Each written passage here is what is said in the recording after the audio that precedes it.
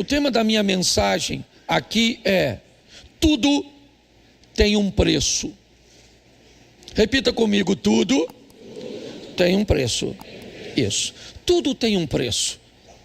E a minha proposta hoje é mostrar a você que a família também tem um preço. Manter uma família, manter um casamento, manter uma estrutura familiar tem um preço. E eu quero usar um texto onde Jesus não está falando de família, mas ele está falando de quem deseja segui-lo, de quem deseja ser seu servo. E automaticamente, quando nós olhamos para o preço que precisa ser pago para aqueles que querem ser discípulos de Jesus, nós podemos fazer claramente um paralelo entre os valores que aqueles que servem a Cristo retêm no que diz respeito a casamento, a família. Então, nós vamos começar, vai ser rapidinho, certo? Lucas 14, 25. Coloque o texto na tela. Nós vamos até o 34, que diz assim: grandes multidões o acompanhavam, e ele, voltando-se, lhes disse: se alguém vem a mim e não aborrece seu pai, sua mãe, sua mulher e filhos, e irmãos e irmãs, e ainda a sua própria vida, não pode ser meu discípulo. Deixa aí por enquanto, deixa aí, presta atenção. Vamos terminar o versículo 26, unindo o início ao final. Bom, se alguém vem a mim, certo, não pode ser meu discípulo. Olha só, se alguém vem a mim, ele não pode ser meu discípulo se não estiver disposto a pagar um preço. O preço de enfrentar, por causa do estilo de vida agora do discípulo, com seu pai, com sua família e consigo mesmo, os desafios dos embates, das tentações, das vontades humanas de fazer aquilo que contraria a vontade agora do mestre. Jesus vai explicar isso de uma forma bem interessante. Vamos lá, verso 27. E qualquer que não tome a sua cruz e vier após mim, não pode ser meu discípulo. Pois qual de vós, pretendendo construir uma torre, não se assenta primeiro para calcular a despesa e verificar se tem meios para concluir, para não suceder que, tendo lançado os alicerces e não a podendo acabar, todos os que a virem zombem dele, dizendo: este homem começou a construir, mas não pôde acabar. Ou qual é o rei que, indo para combater outro rei, não se assenta primeiro para calcular se com 10.000 homens poderá enfrentar o que vem contra ele com 20.000? Caso contrário, estando o outro ainda longe, envia-lhe uma embaixada, pedindo condições de paz. Assim, pois, todo aquele que dentre vós não renuncia a tudo quanto tem, não pode ser meu discípulo. O sal é certamente bom, caso, porém, se torne insípido, como restaurar-lhe o sabor? Nem presta para a terra, nem mesmo para o montouro. Lança-o fora. Quem tem ouvidos para ouvir, ouça. Olhe para mim, porque eu quero começar por aqui, onde Jesus começa a explicar o preço para servi-lo. A base que aquele que tem sã consciência deveria colocar antes de fazer alguma coisa. Aqui ele usa o exemplo da torre e diz que todos que vão construir uma torre deveriam descobrir o preço da torre antes de começar a construção. Aqui diz: aquele que vai à guerra deveria conhecer bem suas forças e material bélico e as forças e material bélico de seu inimigo. Para quê? Para que ele não pare a construção no meio do caminho e para que ele não perca a guerra. Jesus está falando da condição de entender que tudo tem seu preço e nada é de graça. Talvez a moeda com que se pague as coisas nem sempre seja o dinheiro, nem sempre seja coisas materiais. Mas às vezes você vai ter que pagar com favor, porque favor não se paga com dinheiro, favor se paga com favor. Às vezes você vai ter que pagar com tolerância, às vezes você vai ter que pagar com silêncio. Às vezes a forma de pagamento é ter que fazer alguma coisa, mesmo sem querer, porque essas também são formas de pagar. Mas é importante que você entenda que você terá que pagar ou terá sérios problemas. Então a minha pergunta é: você sabe quanto custa manter uma família? É isso que eu quero refletir com você. Quanto custa constituir uma família? A primeira coisa que vai te custar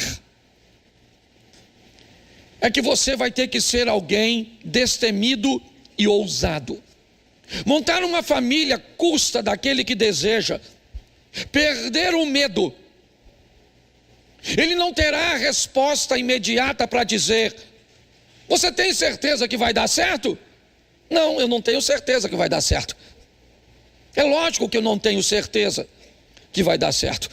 Eu não posso ter nenhuma garantia que vai dar certo. Ninguém tem essa garantia. Essa garantia talvez você não conseguiria dar nem mesmo para a sua própria individualidade. Se fosse dar certo, se dependesse só de você.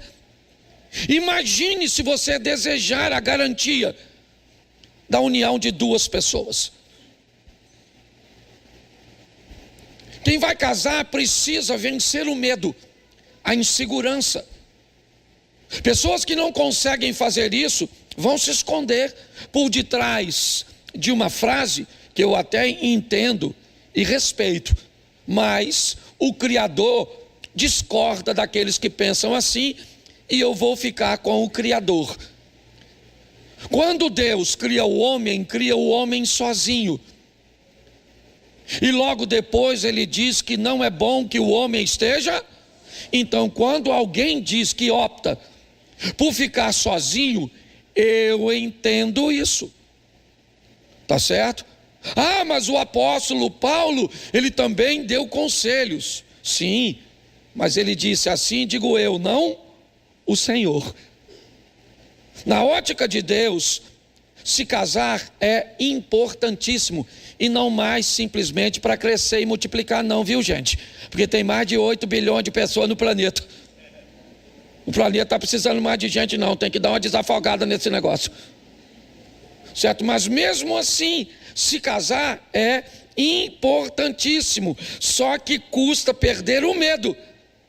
Certo? Porque tem gente que diz: deixa eu fazer uma pesquisa aqui, por favor. Ninguém está te criticando, ninguém quer se meter na sua vida, ninguém quer te segregar, não é nada disso. Mas quem aqui é convicto: pastor, eu não estou afim de casar? Levanta a mão, por gentileza. Pode levantar a mão bem alto. Vocês estão com medo, né? Olha lá, tem gente levantando a mão. Isso aí, Deus te abençoe. Isso. Não quer, não quer. Porque tem gente que fica com medo: pastor, tem medo de casar. Por quê? Porque você vai ter que vencer os exemplos negativos. Isso. Se você deseja construir uma família, pare de olhar os exemplos ruins. E olha que tem, hein? Eu estou até parando de brincar com isso, que eu acho que eu já estou desanimando as pessoas. Quando eu começo a falar o preço da luz, do gás. Esse dia o garoto falou: pastor, eu até ia, mas depois dessa palestra do senhor hoje, nem se você me der dinheiro, eu vou. Nós vamos ter que vencer isso. Custa vencer os exemplos negativos. Na maioria das pessoas casadas, se você, principalmente se não tiver Jesus governando, se você perguntar assim, se você fosse casar hoje, você casaria? A maioria das pessoas vai falar assim, com outra pessoa, porque com a mesma não aprendi a lição.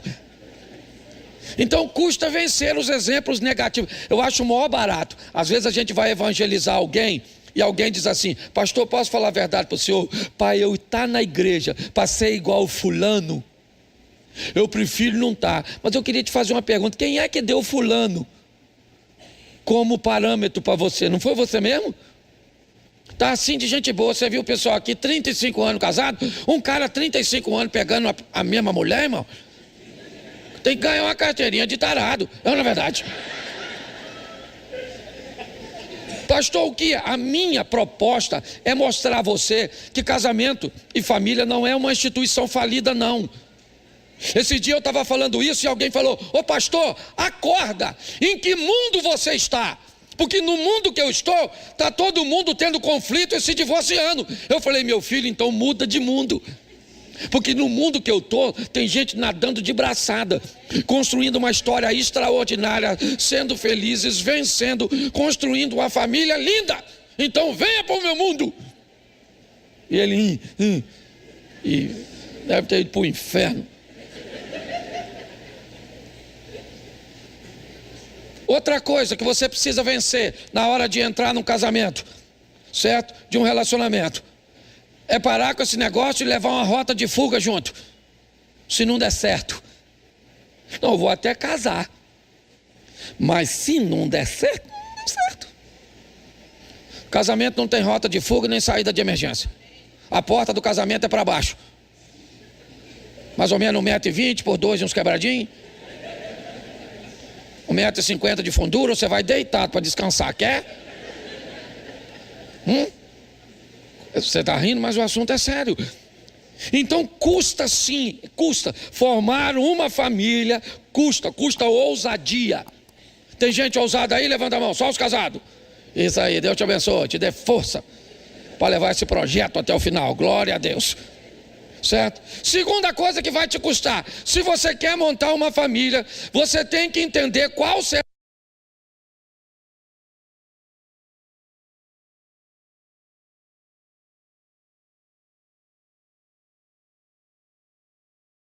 Acabou. O Lucas Agostinho usou tudo. Eu troco aqui, como é que é? Me dá uma instrução. Isso.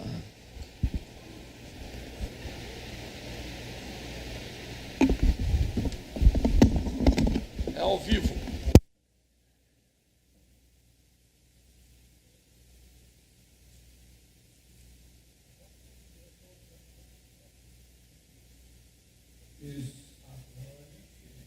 Senão eu não prego no segundo. Tá certo? Bom, vai custar de você descobrir ou entender qual é o seu papel a curto, médio e longo prazo. Tá certo? Se você é marido, não queira ser esposa.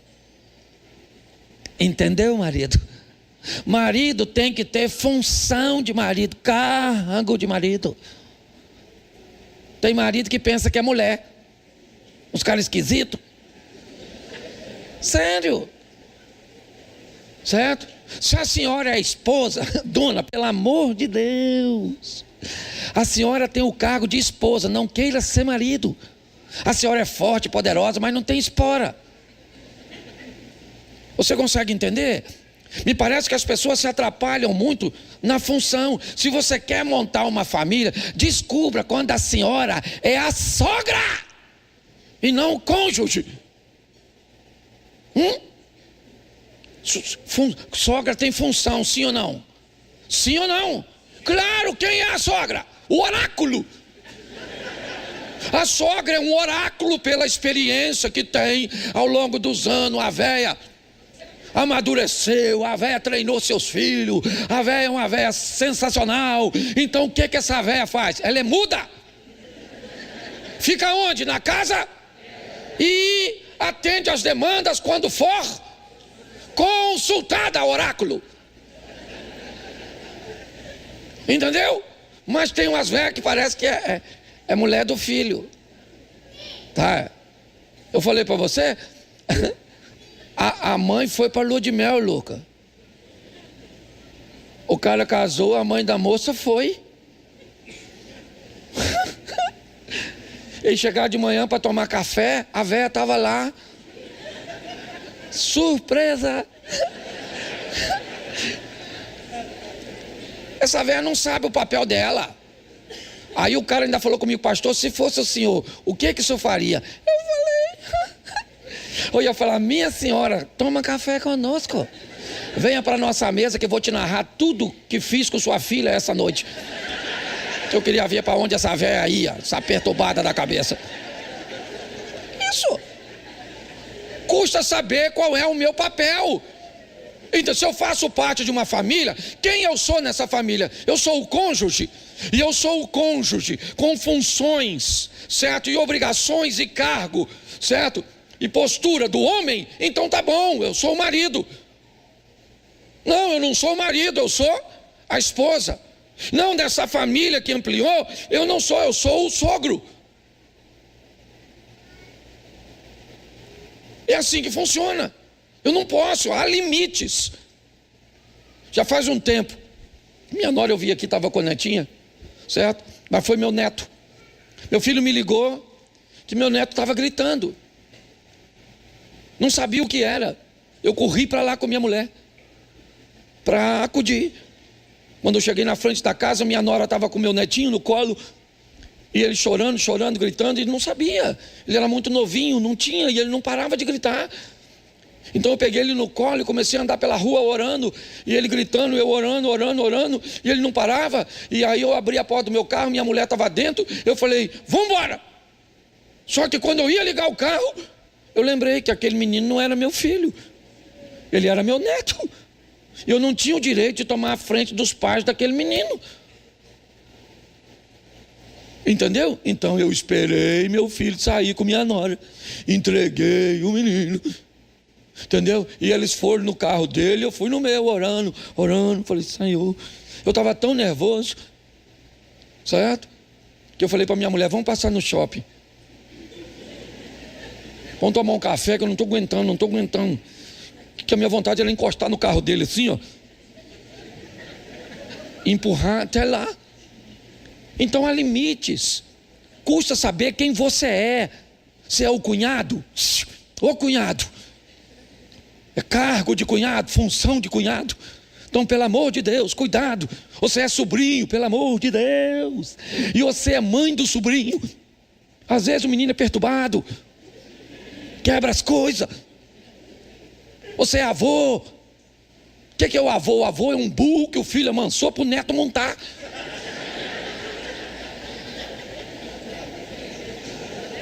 A grande verdade é essa. Eu preciso saber quem eu sou. Não, pastor, eu sou o pai. Não sou o pai, eu sou o padrasto. Se ser pai já é difícil, padrasto e madrasta é para gente assim. Eu não servia, porque eu não tenho sabedoria para isso.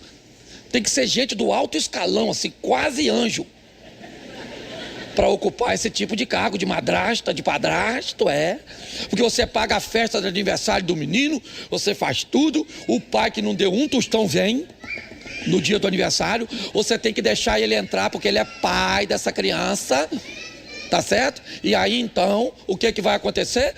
Ele vai olhar para o filho dele, que você pagou a festa, e vai falar assim, e aí filhão, tá gostando da festa? E ainda vai ficar de olho na sua mulher, que é ex dele, e agora tá maneira, porque tu tá cuidando. E o menino torcendo para a restauração da família, deve estar falando, pega pai, pega pai, pega pai. Você consegue entender?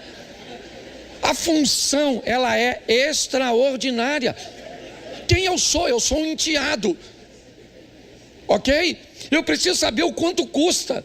Quanto custa ser um enteado? Quanto custa ser um padrasto? Quanto custa ser uma madrasta? Quanto custa ser um avô?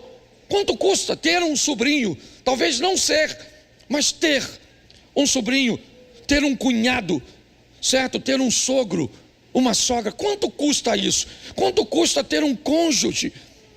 Se você não sabe o preço, você ainda não está pronto para casar. É o que Jesus disse: antes de construir a torre, faça os cálculos. Tá certo? Terceira coisa que te custa, que você precisa saber, certo? Onde eu vou viver quando eu for formar a minha família? Também tem um preço. Você vai viver de aluguel? Você sabe o que é pagar aluguel todo mês? Hoje você mora com quem? Quando eu casei, eu nem sabia que pagava luz. Para mim, luz era assim: escurecia, ela acendia. As cores da geladeira eu pensei que aparecesse lá. Você está rindo, mas é sério. Então eu vou morar onde? Qual é a logística? Se eu não fizer uma avaliação, isso pode me custar caro. Eu tenho casa própria, beleza? Eu tenho uma casa própria no lugar impróprio. O cara constrói uma casa própria em cima da casa. Quem te falou que é própria? Você quer ter algum direito construindo uma casa no quintal dos outros? Antes de casar, consulte o advogado. Pega um conselho, certo? Faz no quintal. Você está rindo? A casa é até própria, mas o lugar é? Então deveriam olhar. Vai morar numa casa que é de herança da família. E família é o maior barato, porque olha só como é que é assim. A mãe tem uma casa. Olha que família maneira.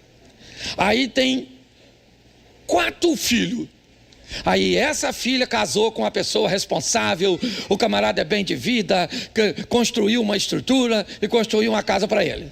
Aí a outra casou também com outra pessoa, que tal, e construiu uma casa. Aí a outra também construiu. Aí uma foi morar na casa da mãe. E aí ela pensa que quem construiu a sua não precisa. Então eu agora vou morar nessa casa porque você tem a sua. Acorda, santa. Tem, porque meu marido construiu. Isso aqui é de todos nós. Vai ter que dividir. Olho grande. Você não precisa. Quem fala que não precisa das coisas é quem não precisa, não é você. Mas as pessoas não olham nada disso. Tá certo? Vão morar na casa com outras pessoas. Aí é uma família comunitária, né? Às vezes o quarto não tem uma suíte. Como é que faz amor? Como é que toma banho depois? Não pode ter nem uma sonoplastia.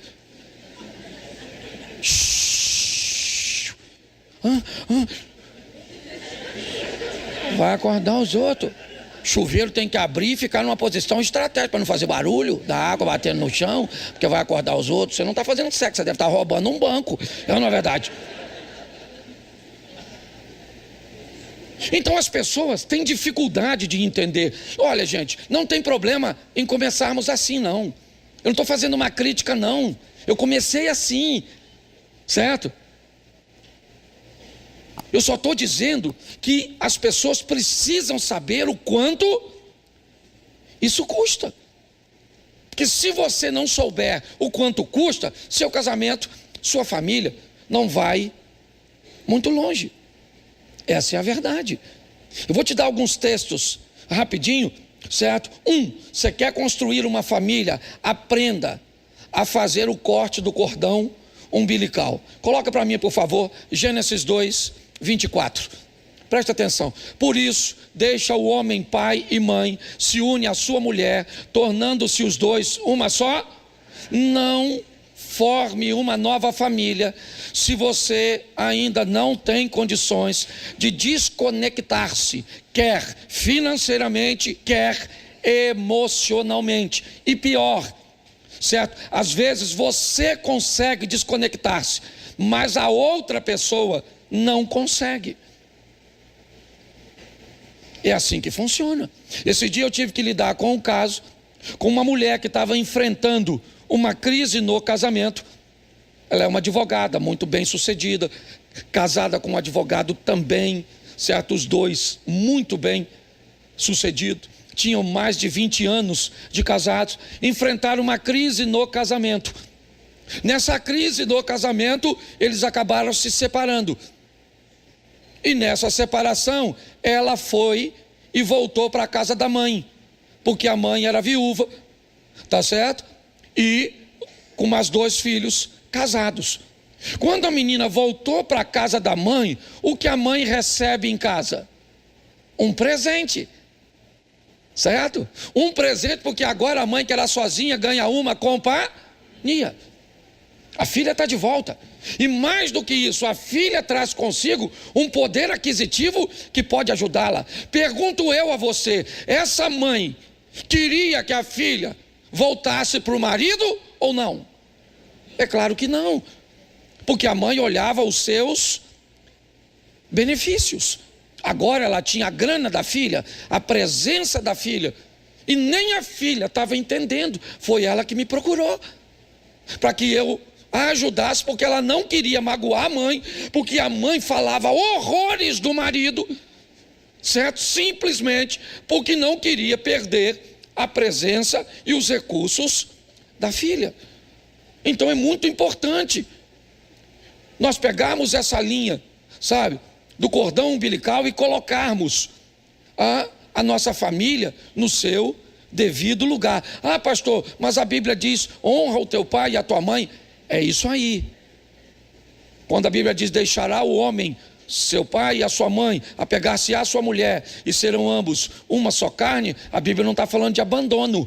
Não, não é isso não, certo? O que a Bíblia está falando é sobre um distanciamento seguro, ok? É de um ambiente onde o seu cônjuge possa te respeitar, possa te admirar pela postura que você foi capaz de tomar depois de casado. É assim que funciona. 5, certo? O cônjuge abaixo de Deus e acima de tudo. Repita comigo, o cônjuge abaixo de Deus e acima de tudo. Bota para mim Mateus 22:37. Dá uma olhada nesse texto. Respondeu-lhe Jesus: amarás o Senhor teu Deus de todo o teu coração, de toda a tua alma e de todo o teu. Entendi? Este é o primeiro. Este é o grande primeiro. Verso seguinte. O segundo, semelhante a este é: amarás o teu como. Preste atenção aqui, eu já falei isso, mas eu preciso mostrar a você. Deus acima de tudo. Sim ou não? Agora o texto diz, ame o próximo como? Então a Bíblia está dizendo, ame a Deus primeiro e depois ame a quem? Ame a quem? Não, lê o texto. O texto não está falando isso. O segundo é semelhante a este: amarás o teu como. Então o texto está mandando eu amar quem depois de Deus? Eu. Ame o próximo como eu amo a mim.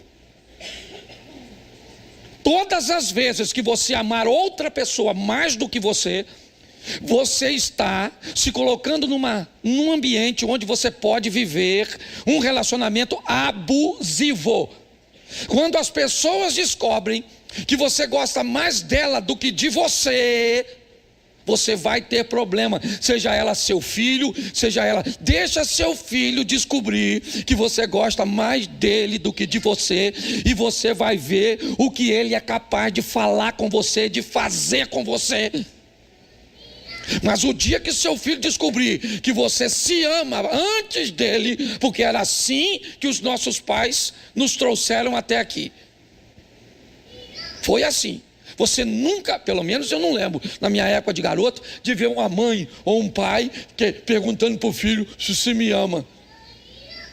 Você me ama, meu filho? Fala. Fala se você ama mamãe. Fala. Ama, não ama? Quem me criou foi minha tia, e eu louvo a Deus, irmã do meu pai. Minha tia falava comigo: meu filho, eu não quero nem saber se você gosta de mim. Eu só quero que você me respeite, que eu quebro você no cacete, ô garoto. Você vai ser uma pessoa de bem, você não vai se meter com filha dos outros, você não vai envergonhar o nome da sua família, você vai respeitar os mais velhos, você vai pegar tudo que é dos outros, não é seu. E se você não aprendeu, eu rebento você aqui. Eu vou denunciar a senhora para o conselho tutelar. Eu bato no conselho tutelar, eu bato no Alexandre de Moraes, eu bato no Flávio Dino, eu bato em todo mundo. Era ou não era? E pronto, acabou. E nós chegamos até aqui. Louvado seja Deus por isso. Então nós temos que aprender a gostar de nós mesmos. Tá bom, a senhora vai casar? Seu marido é mãe, tá bom, é um lorde. Mas a senhora fala para ele: ô maluco, escuta uma parada. Eu gosto de você pra caramba. Eu gosto mais de mim. Tá bom? Não esquece disso não, que o dia que você esquecer eu lembro. Você tem que fazer isso, senão já era. Tá certo? Custa você ter que estabelecer um limite. É assim que funciona. Ame-se mais do que você ama o outro. A Bíblia diz: ama o próximo. Qual é o limite? Como? Ama o próximo como a ti. Não ame mais do que você só ama a Deus e pronto, acabou. Aí você consegue ir longe. Bota Mateus 19:5. E que disse: por esta causa deixará o homem pai e se unirá, tornando-se os dois uma só. Bom, aqui nós temos uma proposta, a proposta de uma fusão. Casamento não é uma união, certo? Se fosse uma união, dava para quebrar. Não que não dá para quebrar, é lógico que dá. Tá certo? O divórcio só acontece porque, preste atenção, aprenda uma coisa nessa vida. Tudo, pastor, mas Deus não é poderoso? Sim. Tudo aquilo que Deus diz que você não pode fazer, não pode. Você não pode. Não adianta. Se ele falou que não pode, se ele criou o não pode de verdade, não pode, nem que você queira. Você pode, sem equipamento algum, passar 10 minutos debaixo d'água, sim ou não? Sim ou não? Porque não pode. Você pode divorciar, sim ou não? Sim ou não? Pode. Porque se não pudesse, certo? Você não teria como. Você pode voar sem usar um equipamento? Não. Então, quando Deus criou, e criou muitas coisas que não podemos fazer, existem coisas que não devemos fazer, mas podemos. Eu preciso entender que me custa entender que o casamento é uma fusão entre duas pessoas. Eu não sou unido com a minha mulher, eu me fundi, sabe? É como misturar o café no leite. Isso é uma fusão. Não tem como mais separar. Lembra quando você ia naqueles encontros de casais que davam 2 massinhas e mandava você ficar misturando a massinha? E depois a massinha ficava de uma cor? Não era a cor de uma, nem a cor de outra. Era a mistura das duas. Certo? Isso é uma fusão. Então eu tenho que saber que me custa entender que eu me fundi com a minha mulher. E nessa fusão, nem sempre prevalece meus horários, nem sempre prevalece meu querer, nem sempre prevalece minha razão. Por quê? Porque eu não estou mais sozinho no casamento, tem outra pessoa comigo. É assim que funciona. Pastor, mas eu não concordo com isso. Então não se case. É assim que funciona, tá certo? Mas se você for se casar, entenda que o casamento expõe a você a uma fusão. Algumas coisas importantes que eu preciso falar com vocês. Não vou dar o texto aqui para acelerar. No segundo, né, eu falo um pouco mais. Bom, levanta a mão todos os homens casados. Isso, você que não casou precisa levantar não. A Bíblia diz que você tem a obrigação, não é se você quer, de amar a sua mulher. Segura essa aí, querido. Pastor, eu amo. O que é amor? Deixa eu te fazer uma pergunta. O que é um bolo? Para ficar bem simplesinho. O que é um bolo? Um bolo é trigo, sim ou não? Um bolo é açúcar? Um bolo é ovos? Manteiga? Leite? Fermento? Sim ou não? Então isso é um bolo. Então quando você fala amor, você não tem como resumir amor a uma palavra só.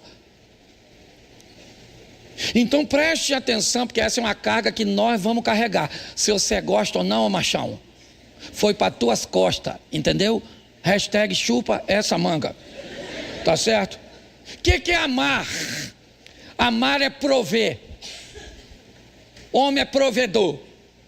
A mulher prover, louvado seja Deus, está trazendo bastante coisa para casa, mas essa Deus botou aqui, ó, nas tuas costas, ô marmanjão. Provisão. Outra coisa, proteção. Tu tem que proteger, maluco. Se alguém for atirar nessa mulher, o que você faz? Esse dia eu vi na internet um casal que foi assaltado. O marido rapou fora, maluco. Deixou a mulher na linha de fogo. Falei, o ladrão voltou depois para socorrer a dona. Ficou com pena. Ó, eu não vou falar onde foi não, que o pessoal aqui conhece. Mas eu morava num lugar, e aí eu estava chegando em casa, o cara tinha feito um buraco na frente da minha garagem. E eu vi, quando eu entrei com o carro, de longe eu vi um monte de terra, eu cansado. Sabe quando você não quer deixar o carro? Você quer ir para casa, coloca o carro dentro, toma um banho para você não sair mais. Mas estava lá. E eu já vim de longe, falei, rapaz, se não pediu a minha mulher para cavar o buraco, eu vou arrumar uma confusão. E vim dirigindo e eu vi que tinha um cara em pé assim, ó, perto do monte de terra. E eu vim, estacionei o carro, desci e fui caminhando. Quando eu olhei dentro do buraco, estava a mulher dele, com a chave de grife, uma serrinha consertando o cano. A minha vontade era falar, a senhora está precisando de um homem aí, dona? Eu olhei, eu nem reclamei, porque como é que eu ia fazer? Eu falei, Jesus, tem misericórdia. Então, presta atenção, ô maridão, é obrigação tua proteger essa dona. Ninguém grita com a sua mulher, rapaz. Eu lembro, meu garoto mais velho, um dia eu cheguei em casa, minha mulher estava chorando. Eu falei, o que foi? Ela falou, o Caio gritou comigo. Eu falei, gritou com você? Fui lá no quarto dele, abri a porta, ele falou, o que foi, pai? Eu falei, eu não sou seu pai, eu sou marido da mulher que você gritou. Ele falou, o quê? Eu falei, é isso aí mesmo, rapaz, você não grita com minha mulher não, maluco? Falei alto que é para ela escutar lá na sala, que a propaganda é a alma do negócio. Eu, na verdade, dei uma correção nele, cheguei na sala, os olhos dela estavam desse tamanho, brilhando, como que ele chegou, o machão, o Stallone. O cara, você tem que defender sua mulher, rapaz. É obrigação sua, isso faz parte do amor. Outra coisa, respeitar sua mulher. A mulher é sua, rapaz. Nunca chama uma mulher de gorda. Ela engordou, tá vendo, pastor? Tô vendo, miserável. A balança também já viu, todo mundo já viu. Mas ninguém tá falando, só você, sua besta. Pastor, olha como é que se envelheceu. Esse dia, desculpa, eu tô na minha igreja, eu posso falar, tá bom? Você que tá visitando, estão gravando isso? Então, né? Aí tem que ter sabedoria para falar, né? Mas eu falei, a mulher veio chorando para mim e falou, pastor, ele falou que eu tô velha, que o meu cheiro já não é legal. O que eu faço? Eu só falo que ele tem um pintinho pequenininho, fala com ele.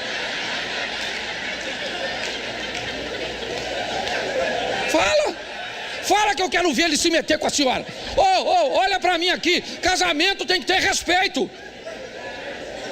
Não se brinca com mulher dizendo que está velha, que está gorda, que está isso, que está aquilo. Não é assim não, rapaz. Respeito faz parte de amor. Posso ouvir um amém? Essa eu me lasquei, mas falei, não.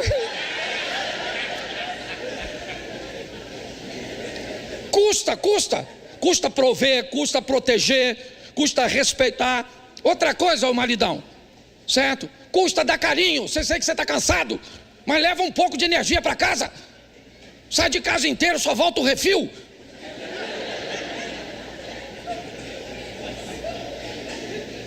A mulher fala, passa o rodo no banheiro. Pelo amor de Deus, tô quebrado, tô morto. Então morre, que ela arruma um novinho e bota no seu lugar para ver se ele tenta. Poxa, o trabalho é importante, sim ou não? Sua vida fora de casa é importante, mas não pode entregar tudo, tem que ter alguma coisa. Vai pelo menos na reserva. Já anda alguns quilômetros. Carinho com essa dona, passar a mão no cabelo dela, dar uns beijos na boca dela, aqueles beijos assim, nessas palhaçadas. Isso é barulho de passarinho novo com fome. Entendeu? E prazer. Olha aqui pra mim. Prazer. O tempo é curto, já vai acabar já. Prazer. Homem que ama dá prazer à sua mulher. Sim ou não, mulher? Homem que ama dá carinho. Sim ou não? Homem que é homem respeita. Sim ou não? Homem que é homem protege. Sim ou não? E homem que é homem provê. Isso aí. Mas um homem desse parece que é uma franga, né? Fazendo tudo isso. Então eu preciso te dizer o que esse homem também faz. Ele sabe dizer não. Estou dizendo que ele é um babaca, não. Ele é ruim. Ele estabelece limite. Ele provê, ele protege, ele respeita, ele dá carinho, ele dá prazer, mas ele vai implicar com a sua roupa, vai implicar com o seu horário, vai ficar de olho na senhora, porque a senhora está maneira. Louvado seja Deus. Vai falar para seus filhos, não vai, e não vai. Certo? É assim que funciona. Então, tem que entender isso. Eu não posso terminar sem falar das mulheres, né? Já massacrei meus amigos. Agora, toma, dona. Toma, se a senhora riu, chora. Que a igreja é lugar quente. Mulher tem que obedecer. Não gostou não. Quer que eu continue falando delas. A Bíblia diz que a mulher tem que obedecer. Agora, mulher, seja franca para mim. Deixa eu voltar no capítulo anterior. Se o seu marido é um provedor, um protetor, um respeitador, um carinhoso e um cara que tira o seu fôlego de prazer, seja franca aqui, só para nós na intimidade. A senhora seria capaz de obedecer a um homem desse, santa?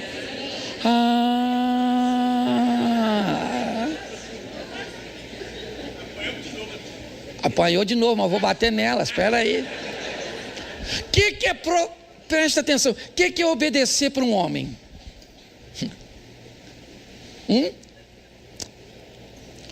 Uma das coisas que o homem entende por obediência é valorização. Valorizar o que ele está fazendo. Essa é a grande verdade. Certo? Quando uma mulher valoriza o que está sendo feito, o que ele está entregando, ele pode até não ser muito habilidoso, tá certo? Mas a senhora vai calibrando, a senhora vai ajustando esse cara. Mas tem que valorizar o que ele traz para casa, o que ele faz com economia. Certo? Seu marido tem que ver você corrigindo muitas vezes aquilo que está sendo tratado de qualquer maneira, que está sendo esbanjado. Quando um homem é valorizado, ele entende, certo? Que o que ele traz, que a forma que ele protege, que a forma que ele entrega, certo? Ela está sendo bem recebida. Então ele continua entregando, ele continua fazendo. Todas as vezes que eles sentem que não há valor, Esses dias eu vi um vídeo que me chamou muita atenção. A mulher disse para o marido: eu quero saber, ela não é mais nova do que eu, ela não é mais magra do que eu, ela não é mais bonita do que eu, então por que é que você não ficou só comigo? Ele disse: ela é mais suave que você, ela é mais doce do que você, ela não me manda calar a boca, ela não me critica o tempo inteiro, ela não faz eu me sentir o tempo inteiro que eu sou a única razão pela qual ela não consegue alcançar a felicidade. O que é isso? Um desajuste. Se o homem está entregando, ok? Valorização é uma postura de obediência. Não aquela obediência, tem que fazer tudo o que eu mando, não é isso. É a valorização, é valorizar, é respeitar o marido. Sabe quando você respeita o seu marido? Não é quando você engole tudo que ele está falando, mas quando você em público segura e no privado fala. O marido entende isso como obediência. Passou do limite, você notou que ele está nervoso, ele errou na medida, está certo, cala a sua boca. Mas quando chegar em casa, fala: senta, querido, senta, porque eu sou uma só com você. Eu não quis te envergonhar porque eu te respeito, eu te valorizo, mas você passou do limite, não poderia ter feito assim, você não poderia ter se comportado desse jeito. Isso é respeito, isso para um homem é obediência. Essa é a grande verdade. As pessoas estão trocando as palavras, estão colocando em ambiente equivocado, e aí os resultados são ruins. A gente fala essa palavra, submeta-se, né? Parece esquisito, mas se for biblicamente, vai dar bem certinho, tá certo? Então aprenda a respeitar, respeite seu homem. Assim que ele passar do limite, às vezes a senhora nem precisa falar depois que criou o hábito, a senhora só faz assim, ó: querido, vamos embora? Deus abençoe, gente. Vamos embora, baixa a cabeça e vai embora. Vendeu uma imagem de respeito ao seu marido, mas quando você foi embora, certo? Ele já sabia que tinha passado o limite, porque se descontrolou, e ele sabe que tipo de mulher ele tem. Para terminar, carinho e prazer. A mesma coisa que o homem te entrega, seja carinhosa, dona. Seja carinhosa com esse homem, tá assim de mulher, ó, o homem está em falta, o homem sumiu. O homem de verdade, aqueles, você quer ver? Pega para um homem, avisa o pessoal aí que vou atrasar um pouquinho, tá bom? Não sou pastor nessa jossa. É porque eu preciso fazer. Mas entenda bem, é importante, certo? Nós entendermos esse ambiente onde nós vamos mostrar, né, para o nosso cônjuge o respeito, a admiração, ser carinhosa com esse homem, tá bom? Porque se você entrega carinho, isso para ele é obediência. Se você o corrige num ambiente privado, isso para ele é obediência. Se você o valoriza, isso para ele é obediência. Não é virar uma vaquinha de presépio, abrir mão de seus valores e de seus princípios para um homem mandar em você. Não é isso, não. É uma cumplicidade onde todos entendem a sua tarefa. É assim que funciona. E prazer também, dona. Tem que oferecer prazer para o seu marido, entendeu? Todas as vezes que vai fazer amor, parece que vai para o martírio. Então vamos.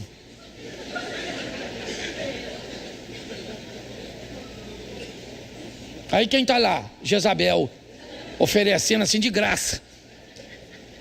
Jezabel tem dor de cabeça? Tem nada. Critica nada. Certo? O Ricardão. O Ricardo está lá elogiando, sente o cheiro da sua mulher. Você nem nariz tem mais. Você consegue entender? Consegue entender? Consegue entender? Consegue entender? Consegue entender? Consegue entender?